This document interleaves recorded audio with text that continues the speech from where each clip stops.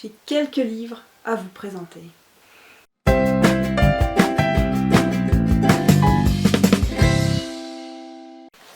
Bonjour tout le monde, me revoilà pour une nouvelle vidéo. Je sais, ça fait quelques temps que j'en avais pas fait, mais j'avais pas l'inspiration.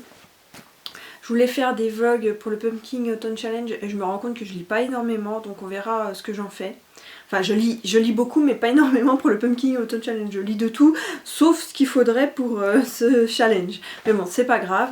Là, je vais vous présenter 1, 2, 3, 4, 5, 6 livres. Mais comme ils sont assez courts, je me suis dit que ça irait vite. Donc voilà. En ce moment, je dévore pas mal des petits livres et je lis beaucoup de contemporains. C'est ma période contemporain, voilà. Et on va commencer tout de suite. Alors d'abord avec le Baptiste Beaulieu. Alors voilà, les 1001 vies des urgences, aux éditions France Loisirs. C'est un livre qui m'a profondément touchée, que j'ai lu assez vite. J'étais un peu dans une panne de lecture et en fait j'accrochais tellement bien que la panne est partie et je me suis plongée dans ce monde. Donc Baptiste Beaulieu nous raconte ici la vie des urgences, comment ça fonctionne, mais surtout les humains qu'on y rencontre. Donc il a plein d'anecdotes à nous donner, qui peuvent être drôles, touchantes, tristes aussi. Et en fait il raconte ça sur un ton qui fait que on est toujours ému. Et des fois on a les larmes aux yeux, mais ça reste léger en fait, enfin, c'est pas tire-larmes ou c'est pas horrible, enfin si, il y a des trucs qui se passent qui sont horribles, mais la façon dont c'est raconté, ça nous aide à passer au-dessus et pas à trouver ça complètement affreux. J'ai vraiment beaucoup aimé, donc j'ai postité des phrases et franchement, je recommande, c'était tellement bien, tellement touchant. J'ai adoré les personnages et tout, les anecdotes. Il y en a qui m'ont tellement émue, mais émue. Et il y en a d'autres, des rigolotes. Il y a des anecdotes avec, par exemple, les gens qui s'enfoncent des choses dans les orifices. Enfin voilà, il y a ce genre de choses, mais il y a aussi des trucs plus sérieux. Et enfin bref, moi j'étais plongée dedans, c'était difficile de s'arrêter et je suis vraiment contente de l'avoir enfin lu parce que ça faisait longtemps qu'il était dans ma palle. Et d'ailleurs je l'ai lu dans le cadre du café littéraire parce que ce mois-ci, pour mon groupe de lecture, il fallait lire un livre où l'auteur il est dans son roman en fait. Donc voilà. Ensuite, j'ai lu Mon frère de Daniel Pénac aux éditions Folio. Donc Daniel Pénac va nous raconter un peu son frère tout en nous mettant des extraits de sa pièce de théâtre sur Bartleby, donc qui est de, je sais plus le nom de l'auteur, mais celui qui a écrit Moby Dick il me semble, Melville. Et donc tout en nous parlant de son frère, il va nous parler de sa pièce. Et c'était très beau, très bien écrit, très touchant. Son frère est décédé et il a un message de lui, d'un souvenir de lui, des messages sur lui qui sont réellement, qui prennent au cœur et tout. J'adore cet auteur, j'adore comment il écrit, j'adore ses histoires. Et celle-là, elle n'a pas fait défaut, j'ai aussi beaucoup aimé. J'ai découvert Bartleby parce que je connaissais pas du tout aussi et ça m'a presque donné envie de le lire, de lire la nouvelle, bien que elle est à l'intérieur du roman et donc je sais déjà tout ce qui se passe, mais pourquoi pas la relire en toute seule pour moi quoi. Et voilà, et il n'y a pas grand chose à dire, ce sont des courts livres que je présente, donc à chaque fois les chroniques vont être assez courtes, mais c'était vraiment une bonne lecture, pareil, faite pour le café littéraire. Ensuite j'ai lu Le dernier invité de Anne Bourelle, donc à la Manufacture du livre, et donc cette histoire c'est celle d'une femme qu'on appelle la petite et qui va se marier. Sauf que le matin de son mariage, elle est tellement en colère à cause de quelque chose que elle part courir. Donc elle part courir et tout le monde va la chercher. Pendant qu'elle court, en fait, elle se souvient des derniers jours avant son mariage. Et ce qui s'est passé et pourquoi, qu'est-ce qui l'a mené jusqu'à se mettre à courir ce matin-là. Et c'est un livre que j'ai trouvé très dur, très dur. Les sujets abordés sont vraiment durs. Il y avait des côtés vraiment malsains. Certains personnages sont abjects. J'ai bien aimé la petite et j'ai bien aimé son futur mari, donc, mais et son frère aussi, même si il fait un truc qui m'a profondément dégoûtée. Je suis passée au-dessus et puis je me suis dit bon, on oublie ce détail, mais sinon c'était vraiment un personnage intéressant. Donc il y a du mystère un peu autour de pourquoi la petite va courir. Il y a de la violence, il y a beaucoup de violence et c'est écrit d'une façon tellement belle. En fait au début j'ai eu du mal à me mettre dans le bouquin, mais petit à petit, sans que je m'en rende compte, je suis rentrée dedans et j'étais à fond et je l'ai bouffé. Par contre je dis c'est pas pour tout le monde parce qu'il y a des sujets qui sont abordés qui sont très très durs, comme le viol par exemple, et dans le même genre. Voilà, je veux pas trop en dire pour pas spoiler, mais je préfère quand même prévenir que c'est pas des sujets faciles et que c'est pas fait pour tout le monde. Même moi ça m'a pris à la gorge, c'était vraiment, il y a des moments j'étais obligée de faire pause parce que c'était quand même très dur. Mais c'était un très bon livre et j'ai beaucoup aimé, et cette autrice, je l'apprécie beaucoup. Ensuite, j'ai lu La liste de mes envies de Grégoire Delacour.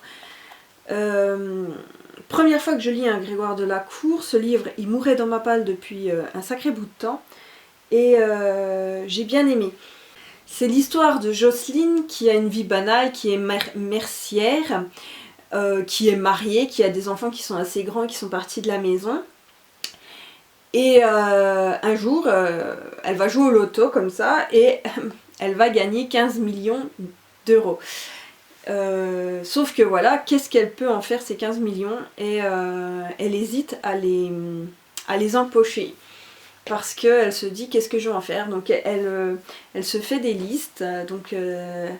Et pour marquer, voilà, avec les 15 millions, je ferai ça, ça, ça, ça, j'achèterai ça, ça, ça, ça, et voilà. Et on se rend compte petit à petit que sa vie banale, bien qu'elle n'ait pas énormément d'argent, etc., ça lui plaît, et que va-t-elle faire de ce chèque, et toute la question est là.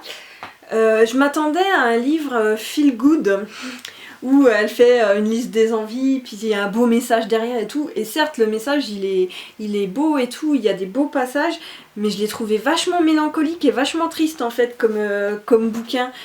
Et j'ai beaucoup aimé les personnages, notamment celui de Jocelyne, j'ai aimé son papa. Il y a d'autres personnages qui rentrent en...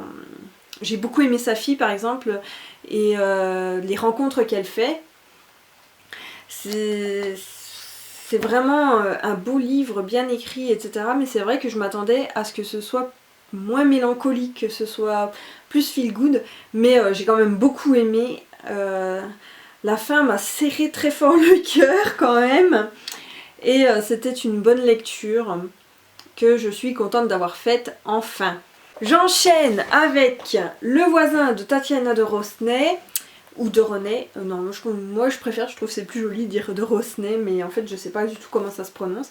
Donc c'est aux éditions Le Livre de Poche, et c'était encore une bonne lecture. En ce moment, franchement, tous les livres que je vous présente, je les ai bien aimés, donc ça tombe bien. Celui-là, c'est l'histoire d'une femme qui s'appelle Colombe, et dont le mari est souvent en voyage. Colombe est une femme effacée, qui pense au bonheur des autres, mais pas au sien, qui fait ce que son mari lui dit, vit pour ses enfants, elle a très peu de personnalité, est très effacée, même elle est écrivain fantôme, donc elle écrit les livres à la place de certains auteurs. Et un jour, donc elle va déménager avec son mari et ses enfants, et il va se trouver que son voisin fait du bruit tous les soirs à la même heure.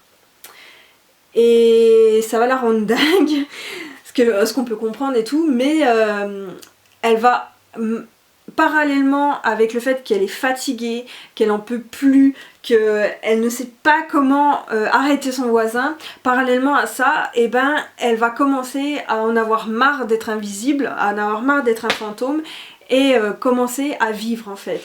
Et c'était très bien fait, psychologiquement c'était très bien écrit, on voyait bien l'évolution des personnages, etc., de la direction que ça prenait et tout.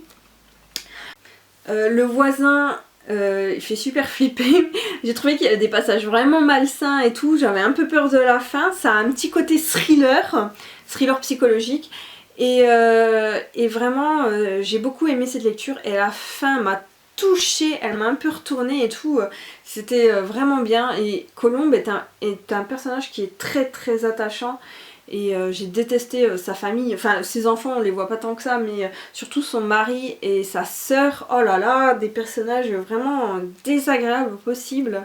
J'étais bien contente que Colombe elle se rebelle un peu.